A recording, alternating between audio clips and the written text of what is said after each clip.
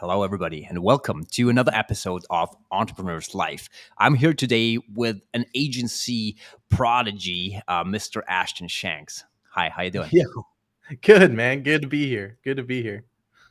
Really cool having you on. I want to dive into a lot of why you have done the stuff, what you have built over the past. But let's kick it off with a question about why you are actually growing faster with your agency than most other players out there.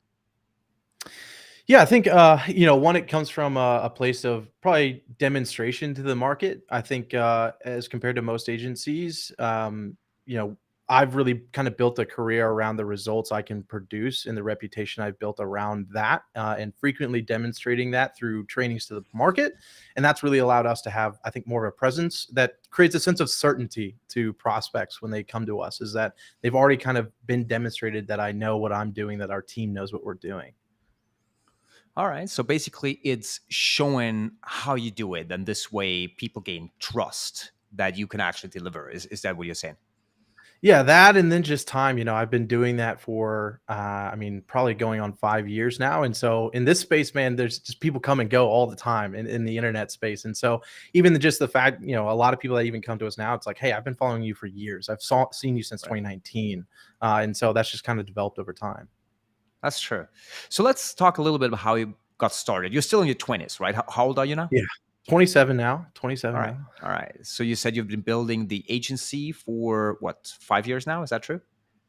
This would just go into we're going on 2020 is when we started. So Right. the agency is actually fairly new, but my reputation building started when I worked at a company called Traffic and Funnels.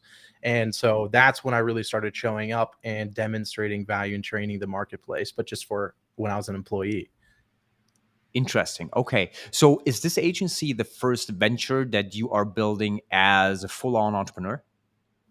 Yeah, it's the first one that I've been all in on. I think like most entrepreneurs, I've had a lot of little projects, from cell phone repair Right. company, computer repair company, a lot of random projects, but this is definitely the first one that I've been all in on.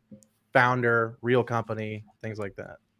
So why did you get started? It seems like you had a great career, but then you did make the jump and started your own stuff. I want to speak about the and well, listen. Actually, I want you to speak about all the challenges and why you did that stuff. But first, let me ask you about why you actually moved. Why did you take Yeah. that jump? Yeah, it's funny. It's anticlimactic, like a lot of entrepreneurs that just had this deep-seated drive and vision for what they wanted. Mine just actually happened more out of necessity. I was working at Traffic and Funnels, and we were operating really well. I was running their marketing. I lived in Nashville, Tennessee, and had some family health things that came up to where I needed to move back to Missouri to be near family. And so that just forced me to transition out of the job. And at that time, people had pretty consistently always asked me to run their advertising and their paid media. And so it's just a matter of me starting to say yes. And so really it was just, I need something to do. I need money to pay the bills. And then it just, yeah, kind of cascaded from there. Well, that's pretty cool. Okay, out of necessity, that's good. So a lot of people they say that when you start a business, it's all about the vision, right? Um, I think a lot too many people talk about visions, but then they're stuck in their job, right? It's all theory. A lot of entrepreneurs actually they do get started out of necessity and then they create the vision around that. How was it for you? Like, is what you're building right now, is that something you're very passionate about? Is it more something where you love the game of being an entrepreneurship? You don't really care about what you're building. How does it feel for you? I think I learned to appreciate the game of entrepreneurship. In the beginning, it was just a passion for what I did. I loved advertising, I loved marketing. And so I loved what I was doing. But then just it found a way that, okay, what I was doing, I could actually find a way to pay my bills with it. And then as time went on, I think I really started to understand the game of business. I've always been a big thinker and a big vision caster, but it was never around of just what I want. And it was so finite. I found in my life that it's in moments where I'm just doing something. I've always created the vision of I want to now be the best at that thing that I'm doing. So even when I was in a warehouse working and sweeping, I was like, I'm going to be the best warehouse sweeper this world's ever seen. And I would start learning how to optimize myself, make it faster, make it better and cleaner. And so I think I'm just naturally that person of whatever I'm doing, I create vision around it. And then that leads to the expansion. But entrepreneurship in the game of it was something I actually never really wanted to be until I was in it and I started to see the opportunity and the potential and the risk and I started to love that game. You love that risk too? Now I do. In the beginning, I did not. I was a very risk adverse person. At some points, I was having 3 jobs because I was always afraid of having that risk side. And, I'm married, have kids. And so I had to make sure I was protecting it. Now I think I've learned the game in a better way to where it's not as emotional and Hmm. removing the emotion out of the game and just going, now, how can I make better moves incrementally? I started to love that side of it. What role does emotions now play for you? So we touch upon visions, right? And having a vision for most people is a very emotional thing. They become very attached to that, and there's a lot of good things about that. You are talking about distancing yourself a little bit. Um, Tell me about that side, because I've been an Yeah. entrepreneur for 20 years, and sometimes I've been a wreck. Right. So I like that idea, although I don't think it's for me. Tell me more about how you do that. How do you distance yourself and how do you benefit from that? Well, one, I would say I am definitely not perfect at it. But I do think it's actually something more recently that I've been studying more because having stresses come up and obstacles come up in my way recently of like, man, starting to have that fear set in of I am so attached to this thing that I want. I have this picture that I want, but I'm starting to face obstacles that are holding me back from it. And in the book, actually, Courage is Calling by Ryan Holiday is a great one on this, but he was talking about the difference between being afraid and being fearful. Fear is good. Fear drives action. Fear is what can protect you in moments of danger. Being afraid is typically the thing that cripples you.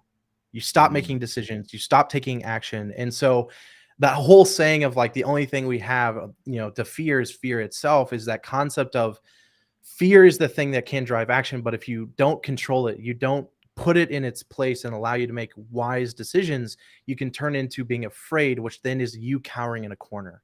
And so emotion in itself, you have to decide what you want.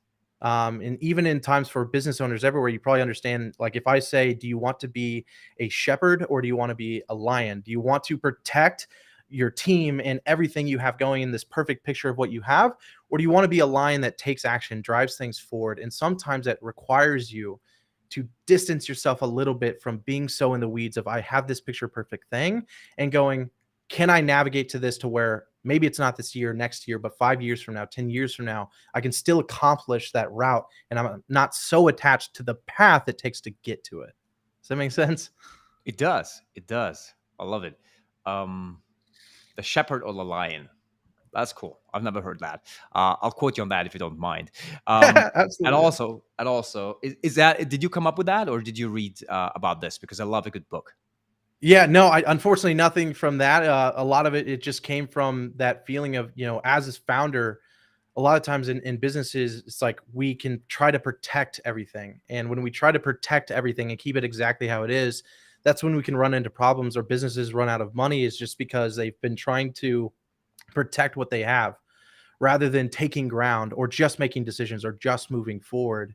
And so it's something that I've had to really decide, even when you're dealing with team or staff, right? It's like sometimes you'll have people in your organization that need to move on. And it's like, you understand that that is the right path for your company, but you're also, I want to mentor, I want to protect, I want to be everything to all people. And that's when you can fall into trouble. That's very true. I want to tell a story here very quickly that I guess fits here.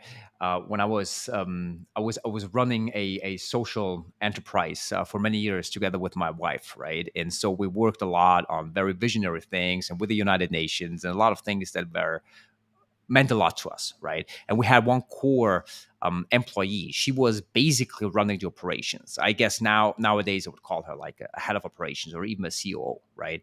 And one day she was calling me for a meeting, and we sat down, and she said she needs to move on. She needs to quit, right? And I was literally, I was about your age, I think, back then, right? I'm 40 now, and back then I've been building this for quite a while, but obviously I myself was not that experienced back then. And so she was sitting there with me telling me that she needs to quit. And I was going through like all the emotions because I wanted to stick to that status quo. Yeah. I wanted her to stay around because I was counting on her to help us building this. So I was in tears there. I was the worst leader. I was just sitting there. I had like tears rolling down my cheeks. I was um asking her, I was screaming at her, and nothing obviously helped, right? And that was one of the weirdest moments of my life. And it was exactly of what you just said. I was not ready to move on. And things did get, I guess, better, obviously different. We Yeah. had to progress, but at that moment it was super, super hard. Yeah, it's So not easy. yeah, it's not. It's definitely not. All right. Well, tell me about a moment where you were struggling. Tell me about a moment you were struggling and want to look into your own growth and have other people learn from those moments that really make you an entrepreneur. I feel right because there are some people who start something and they're successful, and that's it. I call it a project, right? I call that probably getting lucky, right? As not a lot of very successful serial entrepreneurs who can do it over and over again. So tell me about a moment where you struggled and how you got out of it. Yeah. So I think the first one I remember when we started Heman, we started off and we grew really, really fast. We were very fortunate. I think we had hit about 118 grand in monthly recurring revenue in like 80 days of starting the business. And so our biggest problem was not like client acquisition, it was like hiring staff to fulfill. And so basically one of my first attempts to do this was I was like, okay, I need high quality talent because I have very high standards of excellence for our company. That's how our company grows. Reputation is everything. And so when I started, it was like, okay, I'm going to go to the biggest agencies I know. I'm going to try to hire their best people. I'm going to pay them a lot of money. And that's how we're going to continue growing. And so that's what I did. And when I went out and did that, I had got one of these guys in from a very large agency that I know people in the agency space would know, but it's like I got him, he was getting paid a lot of money. And there was this one particular account that was like our prized account inside of the agency. It was the one, our biggest one at the time. And I was the one running all the media for it, but we were getting to the point where I just could not be in fulfillment. I had so many other things to start focusing on. And it took a long time for me to really build a relationship with them to trust that anyone else on my team could run it because they're very hard set of, Ashton's got to run our stuff. That's how it goes. I eventually got them to a point where they would trust and allow me to let someone else run the account. I had slowly brought this person in, had them do audits, start sharing feedback so that he could prove authority. And they got to the point they're like, all right, let's do it. And at the time, I think we were spending like 60K a day in ad spend. And so I got this new person over it, told him exactly what to do. Here's the rules that you need to set up. Here's how you can launch. We were using back then. Oh, it was an amazing time. It was 2020, right? So every store was blowing up. And so I got him in, told him what to do. And we were using accelerated spend campaigns at that point with bid caps. And I had woke up the next morning to tons of Slack messages, fire alarm alerts from the client, right? And they're saying, what's going on? We spent 30 grand by, it was like 6 a.m. already. Like, what's going on? And so I get on and I realize that this person had not followed my instructions to the T and did not set the bid caps correctly or the rules correctly. And it just spent a crap ton of money. At that time, I had already been sick for like 4 days with like 102, 103 fever. I was feeling terrible, hadn't eaten in days. And I'd get in and this whole thing that I was expecting to finally have this weight lifted off my plate had now turned into a dumpster fire. And I had to end up refunding the client the ad spend that we had wasted. And as a new company, that sucked. But then just all the emotional stress of like, now I felt like I didn't see a way out. And I think that was the first time when I described to friends my first panic attack I've ever had, where it's just hyperventilating, cried, just no idea what to do. And in that moment, it was one of those things where it was a very simple question, but it was just the thing of, is this going to be what breaks me? And if it isn't, then it does not serve me to wallow in this pain or this emotion. And so I need to figure out a way to just flip it around because whatever this I'm feeling right now is not going to carry me to tomorrow and it's not going to fix anything. And I think that was probably one of the core moments of just going, is this the moment I give up and toss everything away? If it's not, find a way to fix it. You just got to move on. You've got to fix that because in entrepreneurship, that will not be your last moment. It will not be your last moment. You're going to get it every month. Some people maybe every week. Like we're the soap opera of all businesses. If you ever watch Suits, I love the show Suits, right? Because it's like every week the company is going down somehow. Someone's going to do a takeover or something, right? And entrepreneurship is the same way. And if you cannot figure out how to stabilize those emotions quickly, you're never going to last. What's your go-to routine to actually stabilize those emotions? Do you have one? So the first thing is writing everything out. I like to write a list of like, what is everything that is currently happening in my life, environment, whatever. What are all the things that are happening right now? I like to put it on paper. And then typically what I like to do is essentially just take the priorities, right? So what are the three things on that list that are the highest priority? And then I practice what's called time to think from the book The Road Less Stupid Hmm. by Keith Cunningham. And essentially that is just a problem solving way to let your mind figure out those problems. And essentially, super easy practice. If you want to solve problems very quickly, what you want to do is write 3 questions down that you're going to answer. Put 45 minutes on a timer, turn off all your computers, turn off your phones. It's just paper, pen, and those questions. And all you're going to do is for that 45 minutes is write about those problems and those questions. And essentially, all you're trying to do is just do flow of consciousness. Allow what is happening in your brain just to come out on paper. And usually, in those moments, you're going to start to find the solutions coming through it. Or at the very worst or very least, you're going to stabilize your emotions to objective thinking rather than the subjective emotional thinking. Dude, that was good. Love it. So what do you do then with the answer? Then it's outlining, right? So I'm very much a reverse engineering person. So once you have the outcome that you need, it's going, what are the 3 or 4 things that must be true in order for that solution to be accurate, right? And then once you have the 3 or 4 steps that make that solution accurate, then it's what steps under each one of those must be done in order to complete that main pillar, right? So then it's just fractional. Divide up the many tasks that you have that lead to the overall what we call needle movers in our company. Get those tasks planned out, and then it's just focusing on individual tasks, not solving the big problem. How do I just do this thing, then the next thing, then the next thing, and then ultimately all the little things will add up to the biggest needle being solved. That's really cool. I love the way that you think here and how structured you are in your approach. So tell me, how do you usually structure your day as an entrepreneur? With so Yeah, many so fires happening. I mean, I'm sure you're very structured in the company as well, but as we talked about before, there's always some shit going on, right? So yeah. how do you go into your day? When do you start it? Do you have routines? How does it look like?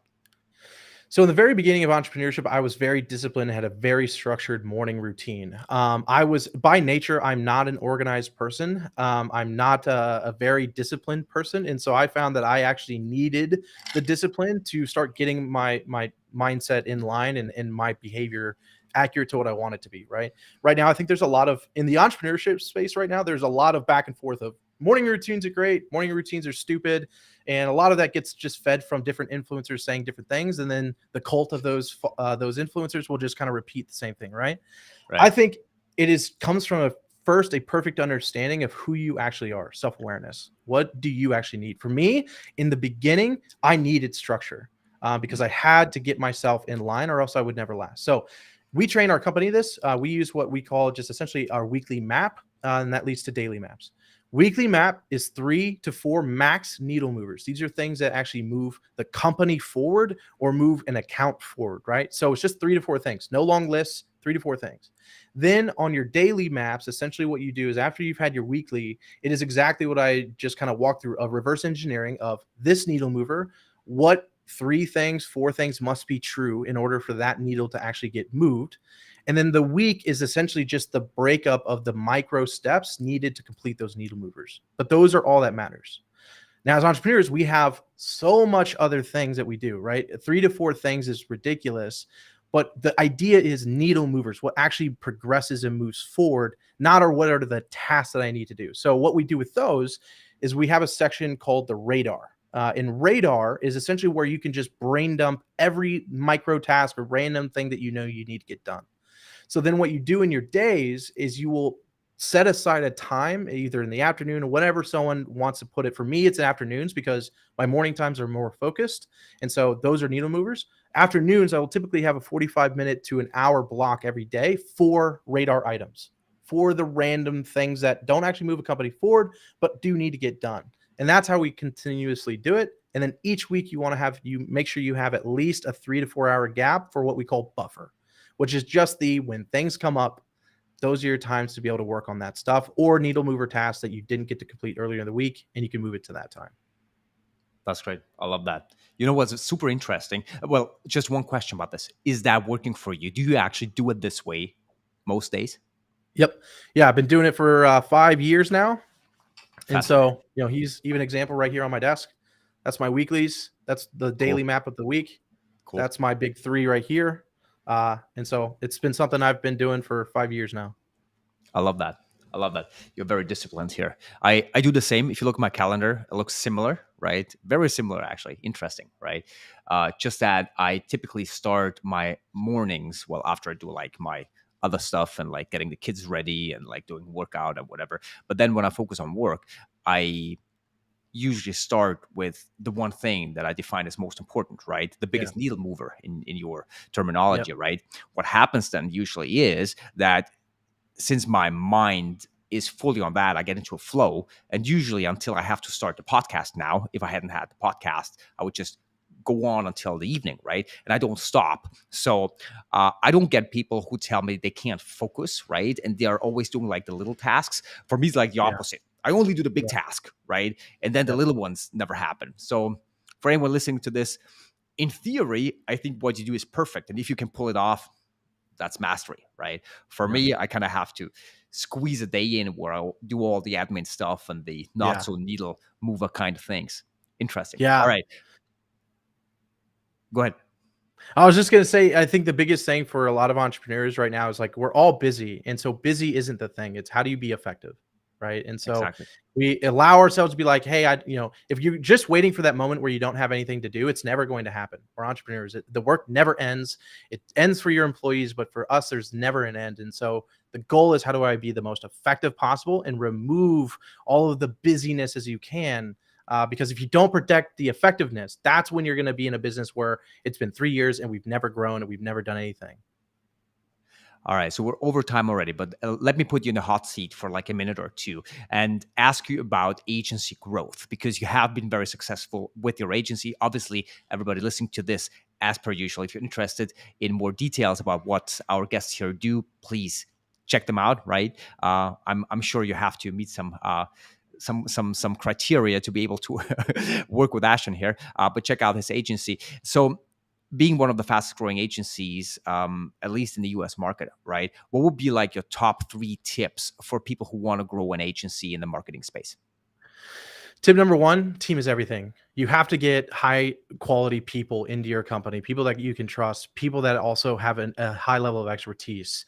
But you have to train those people. Thing number two is develop a war chest. You have to have cash to be able to stack for when times get rough. If you think everything's always going to be great or continue growing all the times, it does not happen.